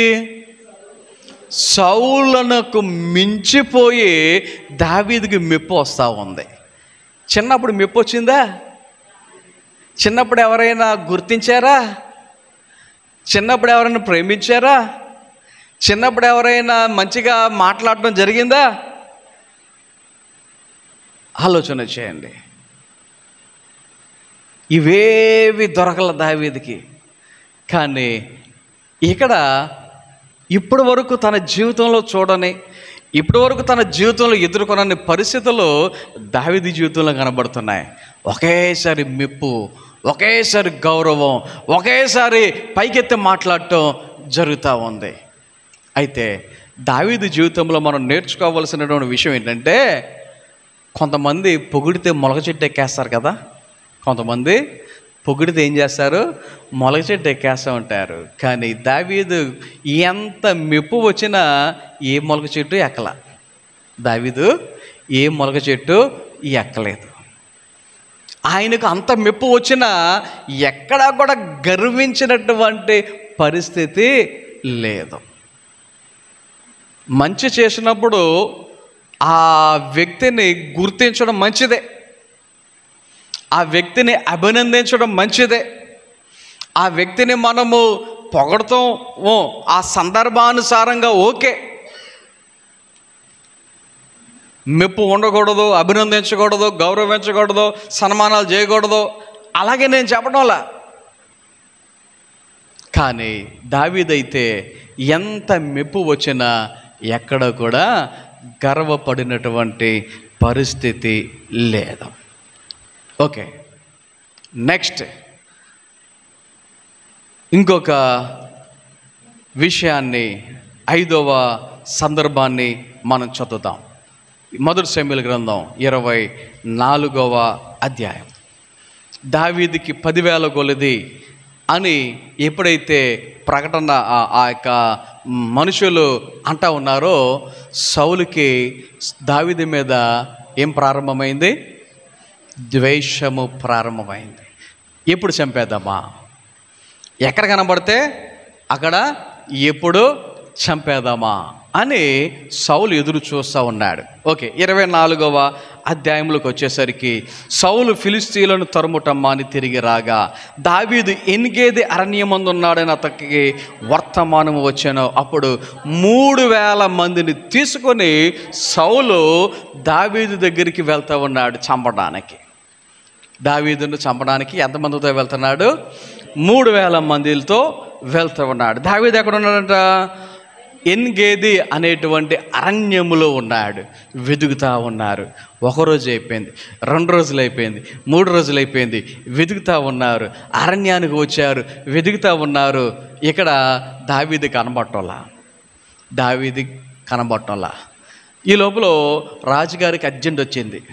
రాజుగారికి అర్జెంటుగా కక్కెళ్ళాల్సి వచ్చింది, బాత్రూమ్కి వెళ్ళాల్సి వచ్చిందనమాట. రాజుగారు కదా ఎవరిని పిలిచాడు సీక్రెట్గా, ఒరే బాబు నాకు అర్జెంటుగా బాత్రూమ్కి వెళ్ళాలి. మరి ఇంటి దగ్గర అయితే బాత్రూమ్లు ఉంటాయి, అరణ్యంలో ఏ బాత్రూమ్ ఉంటుంది? అరణ్యములో ఏ టాయిలెట్ ఉంటుంది? కాబట్టి ఒరే నాకు అర్జెంటుగా ఏర్పాటు చేయరా అంటే, రాజుగారు ఇక్కడే ఉండండి, మీకు ఒక మంచి ప్లేస్ ఎక్కడ ఉందేమో చూస్తా అని చెప్పి అటు ఇటు చూసి ఒక గుహ కనబడింది. అక్కడ ఒక గుహ కనబడి, రాజుగారు మీరు గుహలోకి వెళ్ళండి అని చెప్పి రాజుగారికి చెంపించి పంపించారో ఆకలిచ్చి పంపించారో మొత్తానికి రాజుగారిని గుహలోకి పంపించారు. అక్కడ ఏమండి పాష్ గారు ఏంటంటే బాత్రూమ్ అది ఇది అన్నారని చెప్పేసి అంటారేమో, వాక్యంలో ఆ మాటే రాసి ఉంది. అక్కడ కింద మనం చదువుకుంటూ వెళ్తే శంఖాని వర్తకానికి అంటారు. అది ఇంగ్లీష్లో చదివితే మీకు అర్థమైంది, తెలుగులో చదివిన సేపు నాకు అర్థం కాల. శంఖాని వర్తకానికంటే వర్తకానికంటే అదేదో వ్యాపారం ఏమో అనుకున్నాను స్టార్టింగ్లో. ఇంగ్లీష్లో చదివేసరికి బాత్రూమ్ అని చెప్పేసి ఉంది అక్కడ. కాబట్టి ఇంగ్లీష్లో చదివిన తర్వాత దాన్ని అసలు మూలం చదివిన తర్వాత అప్పుడు అర్థమైంది బాత్రూమ్ వచ్చింది రాజుగారికి అని. అందుకని చెప్పి రాజుగారిని గుహలోని పంపించారు. అయ్యా మీరు గుహలో మీ పని కానిచ్చేయండి, మేమందరం బయట ఉంటాం, మీరు లోపల మీరు పని కానిచ్చేసి వస్తే మేము బయట వెయిట్ చేస్తామంటే రాజుగారు లోపలికి వెళ్ళాడు. ఆయన లోపలగా కూర్చున్నాడు. తీరా చూస్తే ఆ గుహలో ఎవరున్నారో తెలుసా? దావీదుతో పాటు తన యొక్క మనుషులు ఉన్నారు. ఎంతమంది ఉన్నారో తెలుసా? చిన్న గుహం కాదు అది. దావీదుతో పాటు ఎంతమంది ఉన్నారో తెలుసా? 600 మంది ఉన్నారు. ఎంతమంది? 600 మంది. 600 మంది ఎక్కడున్నారో అని చెప్పి మీకు డౌట్ రావచ్చు. మీరు దాని ముందు అధ్యాయం 23వ అధ్యాయము 13వ వచనంలో చదివితే అంతట దావీదు దాదాపు 600 మంది అయిన అతని జనులను, వీళ్ళందరూ దావీదుతో పాటే ఉన్నటువంటి వారు. దావీదు ఆ యొక్క గుహలో దాక్కుని ఉంటే దావీదుతో పాటు ఈ 600 మంది కూడా అక్కడే దాక్కుని ఉన్నారు. ఒకవేళ ఈ 600 మంది బయట ఉండుంటే ఆ 3000 మంది కనబడుతుంది కదా. ఆ 3000 మంది కనబడినప్పుడు బాత్రూమ్ ఎన్నప్పుడు గుర్తొస్తాయా? ముందు వాళ్ళని చంపేయాలి, దావీదుని పట్టుకోవాలి, ఆ పని మీద ముందును. కానీ ఆ దావీదు కనబడినందుకు, దావీదు యొక్క సైన్యం కనబడినందుకు ఆయనకి గుర్తొచ్చింది, వెళ్దామనుకున్నాడు, అర్జెంటుగా పని కానిస్తా ఉన్నాడు. లోపల దావీదు ఏం చేశాడు? అతనితో పాటు ఉన్న వాళ్ళు, అయ్యా దొరికాడండి, చంపేద్దాం, ఇదే టైం, నడండి అని చెప్పేసి దావీదుని వెనకాల నుంచి చాలా ఎంకరేజ్ చేస్తున్నారు. కారణం ఏంటి? దావీదుని చంపడానికి చూస్తున్నారని వీళ్ళకి తెలుసు, అందుకని వీళ్ళు దాక్కున్నారు. దావీదు వెళ్ళాడు వెనక్కి. ఎవరి దగ్గరికి? సౌలు దగ్గరికి వెళ్ళాడు. వాసన వచ్చినా భరించి వెళ్ళాడు. వెళ్ళి ఏం చేశాడు? ఆయన వస్త్రపు చెంగును కోసాడు. రాజుగారికి ఎంత అర్జెంటో ఆ వస్త్రపు చెంగు కోస్తున్నా ఆయనకి ఏం తెలియట్లే, ఆయన పని కానిచ్చుకుంటూ ఉన్నాడు. అవునా? వస్త్రపు చెంగు మొత్తానికి కట్ చేశాడు. సౌలు గారేమో పని అయిపోయిన తర్వాత బయటికి వెళ్ళిపోయాడు. బయటికి వెళ్ళిన తర్వాత దావీదు కూడా బయటికి వెళ్ళాడు. అయ్యా నేనేం చేశాను తెలుసా? నీ వస్త్రపు చెంగుని కత్తిరించాను చూడు. అది కత్తిరించినందుకు చాలా బాధపడ్డాడు. అయ్యో దేవుని చేత అభిషేకం పొందినటువంటి ఆ వ్యక్తి యొక్క వస్త్రపు చెంగును కోసేనే అని దావీదు చాలా బాధపడ్డట్టుగా దేవుని యొక్క వాక్యంలో మనకు అక్కడ కనబడుతుంది. కానీ దావీదు అంటాడు, నీకు ఎవరు చెప్పారో నా గురించి నాకు తెలియదు, నేను నిన్ను శత్రువుగా చూడటం లేదు, నేను నీ పై వస్త్రపు చెంగును కోసాను, కావాలంటే ఆనవాళ్ళు చూసుకో, నీ వస్త్రపు చెంగు చూసుకో, నాకు నీ వస్త్రపు చెంగు కోసాను, నీ యొక్క పేక్ కోయటం నాకేమైనా కష్టమా? చెప్పండి ఒకసారి. గుటమొక్క పట్ట కోస్తా ఉండాలి పరపరమంట, అది కష్టంగా ఉంటుందా? పేక్ కోయటం కష్టంగా ఉంటుందా? సౌలు గారిని చెప్పాలంటే చాలా ఈజీ. కానీ దావీదు చంపాడా? చంపలేదు. ఎన్నో స్టెప్ అని చెప్పినది? 6వ స్టెప్. ఇంకొక స్టెప్ దేవుని యొక్క వాక్యంలో సమూయేలు మొదటి గ్రంథంలోని 26వ అధ్యాయం. అంతటా జిఫియులు గిబియాలో సౌలు వద్దకు వచ్చి, దావీదు యోషిమోను ఎదుట హకిల్య మాన్యములు దాగి ఉన్నాడని తెలియజేయగా సౌలు మరలా 3000 మందిని తీసుకుని జీపు అరణ్యములో దావీదుని వెతకటానికి వచ్చాను. మరలా 3000 మందితో వచ్చాడు. వెతుకుతా ఉన్నాడు, దొరకలేదు. ఈసారి బాత్రూమ్ రాలేదులేండి, నిద్ర వచ్చింది. ఈసారి ఏమొచ్చింది? నిద్ర వచ్చింది. చీకటి అయిపోయింది. పడుకుందాం అనుకున్నారు, పడుకుందాం అనుకుని పడుకున్నారు. రాజుగారు పడుకోవాలి అంటే మరి అక్కడ ఎలా ఉంటుంది పరిస్థితి? రాజుగారితో పాటు రాజుగారికి సంబంధించినటువంటి ఒక అధికారి తనకు దగ్గరగా పడుకున్నాడు. అతని పేరు ఎవరు? అబ్నేరు అనేటువంటి పేరు 5వ వచనం లాస్ట్లో కనబడుతుంది. ఈ అబ్నేరు రాజుగారికి దగ్గరగా పడుకొని ఉంటే మిగతా 3000 మంది మరి రౌండ్లుగా సౌలు ఇక్కడ పడుకుంటే కొంతమంది 10 మంది, ఆ తర్వాత చుట్టూరు ఒక 40-50 మంది, వాళ్ళ చుట్టూరు ఇంకొక అలాగున 3000 మంది రాజుగారి చుట్టూ కాపలాగా పడుకొని ఉన్నారు. ఈ సందర్భంలో దావీదుకి తెలిసింది సౌలు గారు ఇలాగ వస్తున్నారు అని. అవునా కాదా చూడండి అని చెప్పి వేగుల వారిని పంపించారు. వాళ్ళు చూసి వచ్చి నిజమే అని చెప్పేసి దావీదుకి చెప్పారు. చెప్పిన వెంటనే దావీదు అంటూ ఉన్నాడు, రే నేను వెళ్తున్నాను, నాతో పాటు ఎవరు వస్తారు అని చెప్పేసి అంటే దావీదుతో పాటు నేను వస్తా అని చెప్పేసి ఒక వ్యక్తి చెప్తాడు. ఆ వ్యక్తి పేరు అభిషై అని దేవుని యొక్క వాక్యములో కనబడుతుంది. 6వ వచనం లాస్ట్లో ఈ మాట కనబడుతుంది. అభిషై నేను వస్తానని చెప్పేసి దావీదుతో పాటు వెళ్తే ఆడ చూస్తే రాజుగారు మధ్యలో పడుకున్నట్టు చుట్టూరు చాలామంది సైనికులు పడుకొని ఉన్నారు. మొత్తానికి సైనికులందరూ దాటుకుని రాజుగారి దగ్గరికి వెళ్ళేసరికి రాజుగారికి పక్కనే పెద్ద బల్లెము లాంటిది ఈటే ఒకటే భూమిలో పాతి ఆ రాజుగారు ఆడు పడుకొని ఉంటే వెళ్ళి ఆ బల్లెము ఒకటేనే, బల్లెముతో పాటు అతని నీలబుడ్డి, ఈ 2 తీసుకొని దావీదు వచ్చేస్తాడు. అప్పటికి కూడా అభిషేక్ అంటాడు, అయ్యా నువ్వు సెలవెత్తే భూమిలో దించేస్తానంటాడు. ఏం చేస్తాను? రాజుని నేల మట్టుకు దించేస్తాను, నాకు ఒక చిన్న ఆజ్ఞ, ఒక్క మాట చంపే అని ఒక్క మాట చాలు అని ఇప్పుడు చంపేస్తానంటాడు. కానీ దావీదు ఒప్పుకున్నాడా? దేవుని చేత అభిషేకం పొందినవాడు ఏం చేయొద్దు ఆలోచన చేయండి. దావీదుకి దేవుని చేత అభిషేకము పొందినటువంటి వారంటే ఎంత గౌరవమో ఇక్కడ మనకు కనబడుతుంది. ఓకే, ఇక్కడ మీకు ఒక విషయాన్ని చెప్పాలి. మన జీవితంలో కూడా దావీదుకు జరిగినటువంటి సంఘటనలు కొన్ని జరగవచ్చు. దావీదు జీవితంలో జరిగిన సంఘటనలు మనకు కూడా జరగవచ్చు. దావీదు ఈ యొక్క సందర్భంలో రాజు దగ్గర నుంచి బయటకు వచ్చేసి గట్టిగా అరుస్తూ ఉంటాడు. అబ్నేరుకి వినబడేదట్టు, అబ్నేరు ఏం చేశానో చూడు, నీ రాజుకి కాపలాగా ఉండడం ఇంతేనా అని అరుస్తూ ఉంటాడు. మీకు డౌట్ రావచ్చు, ఈ సైనికులందరికీ ఒకళ్ళు కాకపోతే ఒకళ్ళు కూడా మెలుకు రాలేదా అని. వాక్యంలో ఏముంటుందో తెలుసా? దేవుడు వాళ్ళకి గాఢ నిద్ర కలుగజేశాడంట. దేవుడు ఏం చేశాడు?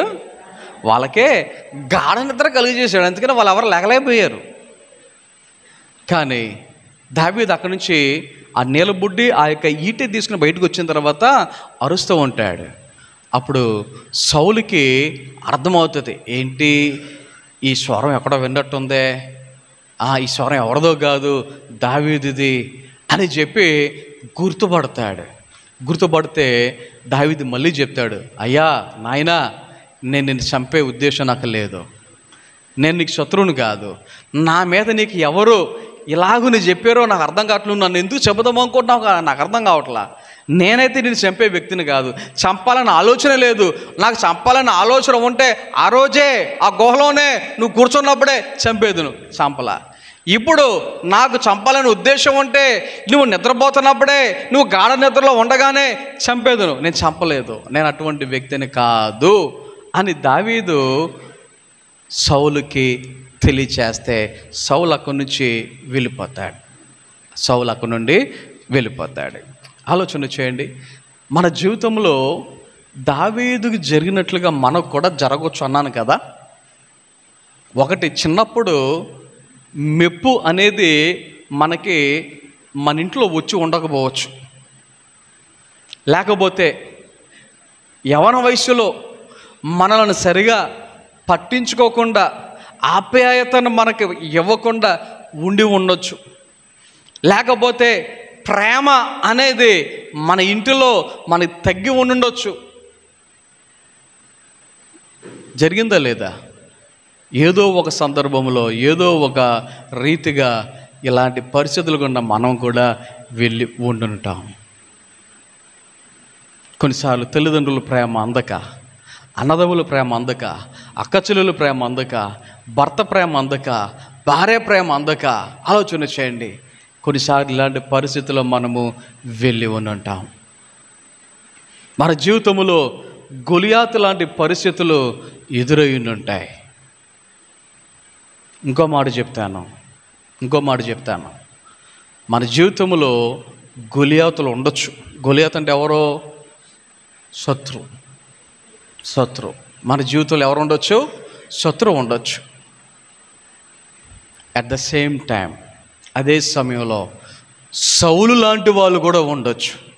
సౌలు ఎవరు? శత్రువు కాదు. సౌలు ఎవరు? శత్రువు కాదు, మనోడే. దావీదుకి సౌలు గారు శత్రువా? మనోడే. సౌలు ఇశ్రాయేలీయుడే, దావీదు ఇశ్రాయేలీయుడే. అంటే ఒకింటోళ్ళే. ఒక రకంగా చెప్పాలంటే ఆ ఇంట్లో సౌలు కూతుర్నే పెళ్లి చేయాల్సిన పరిస్థితి, ఇంటోళ్ళే. కానీ సౌలుకి దావీదు మీద ఎలాంటి ఉద్దేశం ఉంది? చంపేయాలి. గమనించండి, మన జీవితంలో ఎటువంటి వాళ్ళు మనకి ఎదురు రావచ్చు అని చెప్తున్నాను. గొలియాతు లాంటి వాళ్ళు ఎదురు రావచ్చు. అట్ ద సేమ్ టైం సౌలు లాంటి వాళ్ళు కూడా ఎదురు రావచ్చు.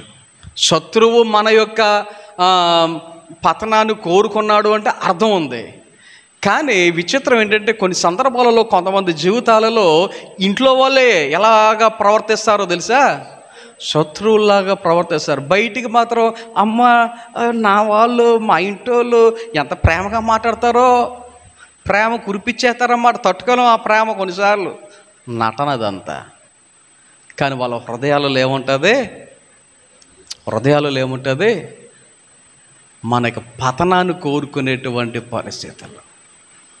ఆలోచన చేయండి, భయంకరమైనటువంటి పరిస్థితుల గుండా దావీదు వెళ్తూ ఉన్నాడు.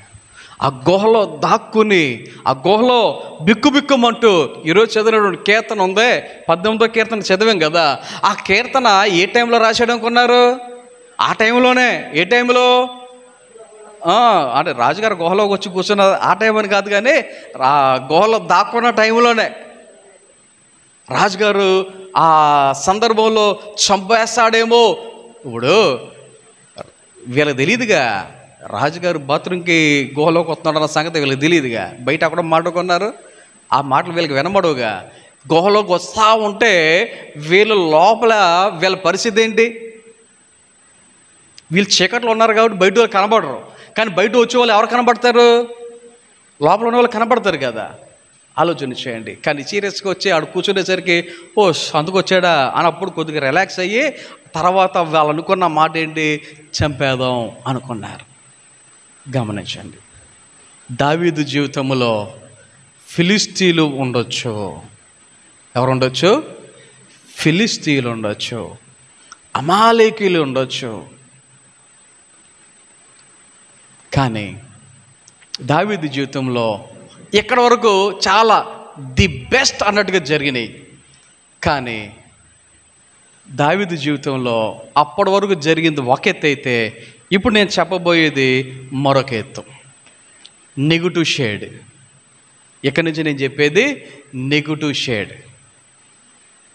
27వ అధ్యాయం, 1 సమూయేలు గ్రంథం 27వ అధ్యాయం 1వ వచనం. ఆ.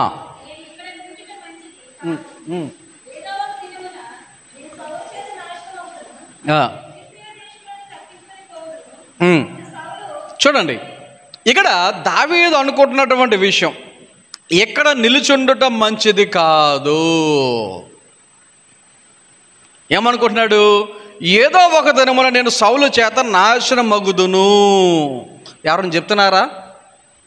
దావీదుకి ఎవరైనా చెప్తున్నారా? ఎవరో చెప్పడంలా. దావీదుకి ఎవరో చెప్పడంలా. ఎవరు అనుకుంటున్నారు? ఇది దావీదే అనుకుంటున్నాడు, తనంతట తానే అనుకుంటూ ఉన్నాడు. నెగిటివ్ థింకింగ్, దీనినే ఏమంటారు? Negative thinking. కొన్నిసార్లు మన జీవితంలో మనం కూడా నాకే ఇప్పుడు ఇలా జరుగుతుంది ఏంటి, కాబట్టి నాకు ఇంకా ఇది జరగదు అని మనమే అనేసుకుంటాం. నాకు జరగదేమో, నేను చేయలేనేమో, కట్టలేనేమో. ఆలోచన చేయండి. మనంతట మనమే కొన్నిసార్లు అనేసుకుంటూ ఉండొచ్చు. మీకు ఒక ఎగ్జాంపుల్ చెప్తాను. ఇక్కడ ఒకవేళ మనకి భద్రత లేదు అని అనుకుంటే, ఇక్కడ భద్రత లేదు అనుకుంటే, నాకు ఇండియాలో భద్రత సరిగా అనిపించడం లేదు కాబట్టి నేను వెళ్ళి పాకిస్తాన్లో ఉండాలి అని అనుకుంటామా? ఎందుకు అనుకో? మనం ఎందుకు అనుకో? అది మనకి ఎలాంటి దేశం? అది శత్రు దేశం కదా. మరి దావీదేంటి ఎక్కడికి వెళ్ళి ఉందాం అనుకుంటున్నాడు? ఫిలిస్తీన్లు ఎవరు? ఇశ్రాయేలు మీదకి యుద్ధం చేయడానికి వచ్చిన వాళ్ళే కదా. ఫిలిస్తీన్లు ఎవరు? ఇశ్రాయేలీలు అంటే పడని వాళ్ళే కదా. అటువంటిది దావీదు వెళ్ళి, నేను ఇక్కడ ఉంటే నాకు మంచి జరగదేమో, నేను ఇక్కడ ఉంటే నన్ను బతకనివ్వరేమో, ఇక్కడ ఉంటే నాకు మంచిది కాదేమో, కాబట్టి ఎక్కడికి వెళ్ళిపోదాం అనుకుంటున్నాడు? ఫిలిస్తీన్ల దేశానికి వెళ్ళిపోదాం. Negative thinking. దావీదు జీవితంలో పడిపోవటానికి, దావీదు జీవితంలో దేవునికి దూరం అవటానికి, దావీదు జీవితంలో దేవునికి విరోధమైనటువంటి కొన్ని నిర్ణయాలు ఎలాగున ఇక్కడే ప్రారంభమయ్యాయి. ఎక్కడికి వెళ్ళాడు అంటే ఫిలిస్తీన్ల దేశానికి వెళ్ళిపోయాడు. అక్కడ గాతు రాజైన ఆకీషు నొద్దకు వచ్చాడు. ఆ ఫిలిస్తీన్ల దేశంలో 16 నెలలు ఉన్నాడు. ఎంతకాలం ఉన్నాడు? 16 నెలలు ఉన్నాడు. మీరు 7వ వచనంలో చదివితే అక్కడ ఈ సంఖ్య మనకి కనబడుతుంది. అక్కడికి వెళ్ళిన తర్వాత మాకు ఒక ప్లేస్ ఇవ్వండి అని అంటే, అక్కడ వీళ్ళ కొరకు ఒక స్పెషల్ ప్లేస్ కూడా ఆ యొక్క ఆకీష్ అనేటువంటి రాజు వారికి ఇచ్చినట్లుగా ఆ ప్లేస్ పేరు 6వ వచనంలో కనబడుతుంది.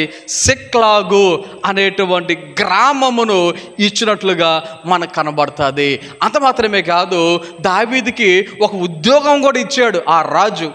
ఏ ఉద్యోగమో తెలుసా? మనకి 28వ అధ్యాయం 2వ వచనం లాస్ట్లో చదివితే, నాకు సంరక్షకుడిగా నేను నియమిస్తున్నాను అంటా ఉన్నాడు దావీదుని. ఎలా నియమించుకున్నాడు? సంరక్షకుడిగా, అంటే బాడీగార్డ్. ఎలాంటి ఉద్యోగం ఇచ్చాడు? బాడీగార్డ్. దావీదు ఎవరు? గొలియాతును చంపినోడు. దావీదు ఎవరు చెప్పండి? గొలియాతును చంపినోడు. ఒక రాజ్యానికే విజయాన్ని అందించిన వాడు. ఇప్పుడు ఆ ఫిలిస్తీన్ల దేశములో రాజుకి ఒక సంరక్షకుడిగా ఉంటా ఉన్నాడు. అక్కడ ఆ 16 నెలలు చాలా నమ్మకంగా ఉన్నాడు. రాజుగారికి అనుకూలంగా చాలా చేశాడు. ఈ లోపల సౌలు ఫిలిస్తీన్ల మీద యుద్ధానికి వచ్చేటువంటి సమయం ఇంకొకటి వచ్చింది. అప్పుడు ఈ ఆకీష్ అనేటువంటి రాజు యుద్ధానికి వెళ్దాం అని చెప్పి అనుకున్నప్పుడు అందులో కొంతమంది సర్దారులు 29వ అధ్యాయంలో ఈ విషయాలన్నీ కనబడతాయి. కొంతమంది సర్దారులు, రాజుగారు మీరే చేసిన పనేంటి? ఈ వ్యక్తి ఆడో తెలుసా? అటువంటి వ్యక్తిని మీరు కూడబెట్టిన తిరుగుతారేంటి? మీరు యుద్ధానికి వెళ్ళినప్పుడు అక్కడ సౌలును చూసిన తర్వాత, అరే ఈ సౌలు నావాడే అని చెప్పి అక్కడికి వెళ్ళి మనకి ఎగనెస్ట్ అయిపోయి మన తలలు నరకేసి మనల్ని బడ్డుపోతాడేమో, అర్జెంటుగా దావీదుని మీరు పంపించేయండి, మన దగ్గర ఉండటానికి వీలు లేదు అని చెప్పి దావీదుని పంపించాయి అని అంటే, ఆ వ్యక్తి ఏమంటాడు? అయ్యా నీవు ఎలాంటివాడో నాకు తెలుసు, నా దగ్గర నువ్వు ఎలాగున్నావో నాకు తెలుసు, కానీ నేనేం చేయలేను. నువ్వేం చేయాలి? ఉదయానికల్లా, తెల్లవారుజామునికల్లా నీవు ఇక్కడ ఉండకూడదు, బయలుదేరి పోవాలి అని ఆజ్ఞ ఇచ్చాడు. 10వ వచనములో ఈ మాట మనకు కనబడుద్ది. ఎప్పటికి వెళ్ళిపోవాలి? తెల్లవారుకల్లా, ఎవరు లేవకముందే నువ్వు గెట్అవుట్ అని చెప్పి దావీదుని అక్కడి నుంచి పంపించేశాడు. గమనించండి, నెగటివ్ థింకింగ్, నెగటివ్ థాట్స్. కొన్నిసార్లు మన జీవితంలో మనం కూడా నెగిటివ్గా ఆలోచన చేసి నేను ఉండకూడదు, చచ్చిపోవాలి, ప్రాణం తీసేసుకోవాలి, ఆత్మహత్య చేసుకోవాలి, దూకేయాలి, కోచేసుకోవాలి, అంటించేసుకోవాలి కొంతమంది అనుకుంటూ ఉంటారు కదా, నెగిటివ్ థాట్. మరి కొంతమంది అయితే అబ్బాయి నాకు ఇంకా జరగను కూడా జరగదు, నాకు ఇంకా ఇల్లు కట్టుకునే అవకాశం నాకు లేదు, నాకు పెళ్ళి అయ్యే అవకాశం లేదు, నాకు ఉద్యోగం వచ్చే అవకాశం లేదు, లేకపోతే పిల్లలు కనే అవకాశం లేదు, లేకపోతే ఉద్యోగం సంబంధించే అవకాశం లేదు, లేకపోతే నేను ప్రమోషన్ తెచ్చుకునే అవకాశం లేదు, లేకపోతే నాకు అది లేదు, ఇది లేదు. మనంతా మనం అనేసుకుంటూ ఉంటాం కొన్నిసార్లు. Negative thinking. టైం అయిపోతుంది. 3 విషయాలు చెప్పి నేను ముగిచ్చేస్తా. నెగిటివ్ థింకింగ్లో దావీదు చేసినటువంటి చిన్న చిన్న పొరపాట్లు చెప్తాను. 1, దేవుని యొక్క మందసాన్ని రప్పిద్దామని ప్లాన్ చేశాడు. దేవుని యొక్క మందసాన్ని రప్పించడానికి ప్లాన్ చేశాడు. మొదటి దినవృత్తాంతముల గ్రంథము 13వ అధ్యాయంలో మనం చదివితే అక్కడ కనబడతాయి. దేవుని మీద ఆధారపడి దేవుని చిత్తమా కాదా అని తెలుసుకోకుండా ఎవరితో ఆలోచన చేశాడు అంటే అధిపతులతో, శతాధిపతులతో, సహస్రాధిపతులతో అని ఉంటుంది మొదటి వచనంలో. వాళ్ళందరూ ఓకే రైట్, రాజుగారు చెప్పారు కాబట్టి ఓకే అన్నారు. అంటే తెప్పించేస్తుంటే అది ఎడ్ల బండి మీద తీసుకొస్తున్నారు. ఆ ఎడ్ల బండిని 2 తోలుతూ ఉన్నారు. ఉజ్జయ అనేటువంటి వ్యక్తి ఒకడు, అహయోయును అనేటువంటి ఇంకొకడు బండిని తోలుతున్నారు. ఈ లోపల ఆ ఎడ్ల బండి తోలుతూ ఉండి ఒక ఇడ్డు కాలు జారితే ఆ మందసం పడబోతే ఉజ్జయ ఏం చేశాడు? దానిని చేత్తో పడిపోకుండా పట్టుకుందాం అనుకున్నాడు. కానీ దేవుని కోపం వచ్చి ఆ ఉజ్జయ అక్కడికక్కడే చనిపోయాడు. వెంటనే దావీదుకు భయం వేసి ఇది ఎక్కడ ఉండాలి, ఎక్కడన్నా వదిలేద్దాం అనుకుని ఒబేదెదోము అనేటువంటి వ్యక్తి ఇంటిలో దానిని ఉంచి వెళ్ళిపోయారు. ఆలోచన చేయండి. దావీదుకు ఉద్దేశం ఏంటంటే, ఈ మందసం నా దగ్గర ఉంటే, ఈ మందసం నా యొక్క రాజు పురంలో ఉంటే, ఆ మందసాన్ని వల్ల నాకు మంచి పేరు వస్తుంది, నన్ను అందరూ గుర్తిస్తారు, నన్ను అందరూ బాగా చూస్తారు, మందసం దగ్గరికి వచ్చిన వాళ్ళందరూ నన్ను కూడా చూస్తారు అనుకున్నాడు. కానీ దారి మధ్యలో విడిచిపెట్టేశాడు. కానీ ఒబేదెదోము ఆ యొక్క మందసాన్ని బట్టి 3 నెలల కాలములో ఏమయ్యాడంట? ఆ కిందకి మనం చదువుకుంటూ వెళ్తే ఆ ఒబేదెదోము ఇంటి వారిని, అతని సొత్తంతటిని ఆశీర్వదించాను. అమ్మో, ఒబేదెదోము చాలా ఆశీర్వదించబడుతున్నాడు, మరలా ఇక్కడికి వచ్చేయాలి అని ఈసారి ఏం చేశాడంటే దావీదు దానిని ఎలా తీసుకురావాలో ఆ ప్రకారంగా అప్పుడు బుద్ధి వచ్చి అప్పుడు ఆ మందసాన్ని తీసుకొచ్చుకున్నాడు, తన ఇంటి దగ్గర పెట్టుకున్నాడు. ఆలోచన చేయండి. కొంతమంది ఎలాంటి వాళ్ళు ఉంటారు, పడుకున్నప్పుడు దిండు పక్కన బైబిల్ పెట్టుకుంటూ ఉంటారు. ఎందుకో తెలుసా? దెయ్యాలు రావు, అది వచ్చినా నన్నేం చేయలేదు, చెట్టు మీద దెయ్యం నాకేం భయం అని చెప్పేసి కొన్నిసార్లు చిన్నప్పుడు ఆ కబడ్డీ ఆట ఏదో ఆడతారు కదా, అలాగనమాట. వస్తావరా నా పక్కన ఏముందో చూడు అని మన మనసులో ధైర్యం అనమాట. బైబిల్ పెట్టుకొని మనకు అదొక ధైర్యం అనమాట. గమనించండి, ఆ బైబిల్ మన దిండు పక్కన కాదు ఉండాల్సింది, మన హృదయంలో ఉండాలి. ఎక్కడ ఉండాలి? అది మన యొక్క హృదయంలో ఉండాలి.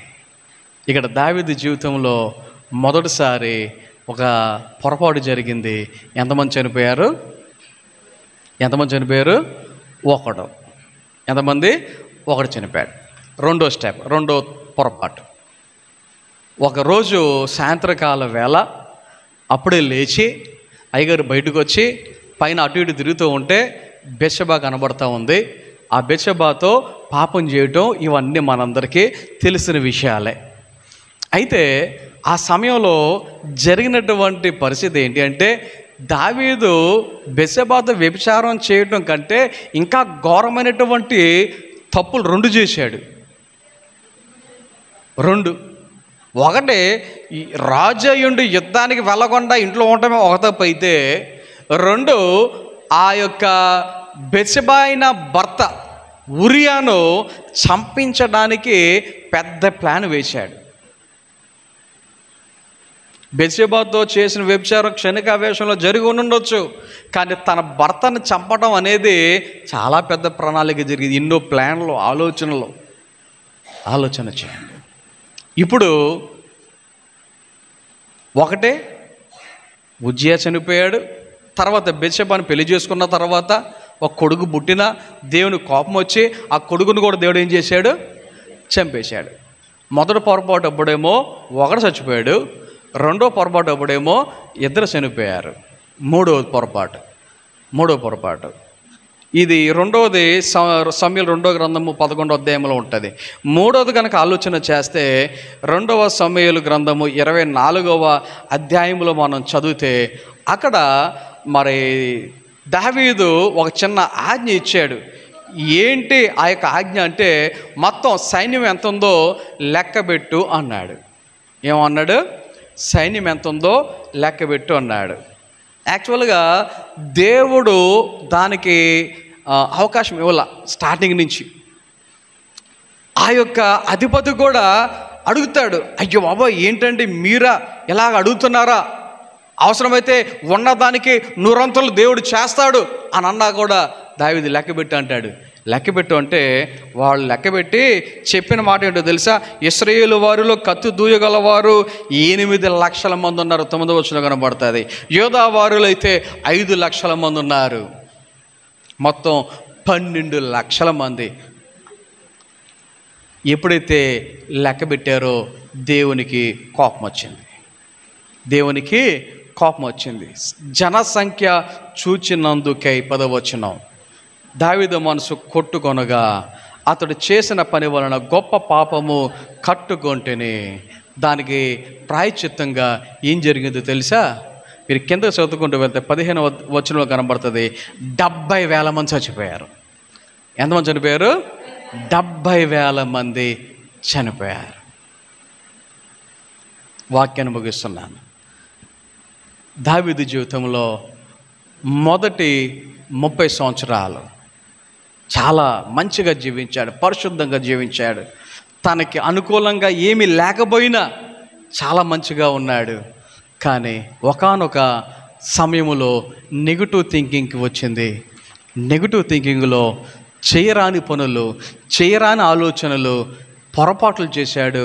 ఒకసారి ఒకరిని కోల్పోయాడు, రెండోసారి 2 కోల్పోయాడు, మూడోసారి అయితే 70,000 మందిని కోల్పోయాడు. తర్వాత తన తప్పు తాను తెలుసుకొని దేవుని దగ్గర క్షమాపణ అడిగి, దేవా నన్ను క్షమించు, 51వ కీర్తన, దేవా నన్ను క్షమించు, హిసోపుతో నన్ను కడుగు అని పశ్చాత్తాపపడి తర్వాత దేవునికి ఇష్టడుగా జీవించాడు. మరి మన జీవితంలో దావీదుకు ఎదురైన పరిస్థితుల్లో మనకు కూడా ఎదురు కావచ్చు. మరోసారి గుర్తు చేస్తున్నా, మన జీవితంలో గొలియోతు లాంటి వాళ్ళు ఉండొచ్చు, మన జీవితంలో సౌలు లాంటి వాళ్ళు ఉండొచ్చు, మన జీవితంలో అమాలేకీ లాంటి వాళ్ళు ఉండొచ్చు, మన జీవితంలో ఫిలిస్తీ లాంటి వాళ్ళు ఉండొచ్చు. ఆలోచన చేయండి. మన జీవితంలో దావీదు వెనకలు ఉన్నటువంటి ఆ 600 జనము లాంటి వారు ఉండొచ్చు. మనం ఎలా ఉన్నాం? ఎలాంటి నిర్ణయాలు తీసుకుంటూ ఉన్నాం? దేవునిలో జీవించడానికి, నడవడానికి ఎటువంటి ఆలోచనలు చేస్తూ ఉన్నాం? పరిశుద్ధంగా జీవిద్దాం. పరిశుద్ధంగా జీవించడానికి దేవుడు మనల్ని పిలిచాడు. ఆయన పరిశుద్ధుడు కనుక మనల్ని కూడా పరిశుద్ధంగా ఉండమంటున్నాడు. కాబట్టి మన పరిశుద్ధతను కాపాడుకుంటూ పరిశుద్ధులుగా జీవిద్దాం. కొద్ది మాటలు మన వెనుకడిలో దేవుడు ఫలింపచేసి నడిపించును గాక. ఆమేన్. ప్రార్థన చేసుకుందాం. తలలు వంచండి, కన్ను మూసుకోనండి. ప్రార్థన. మహోన్నతుడా, గొప్ప దేవా, నీ ఘన నామమునకు వందనాలు, స్తోత్రాలు తండ్రి. నీ బిడ్డలను మమ్మల్ని అందరినీ ప్రేమించి సజీవులుగా ఉంచి ఈ ఉదయకాల సమయంలో నీ సన్నిధిని నడిపించే విధానం బట్టి వందనాలు.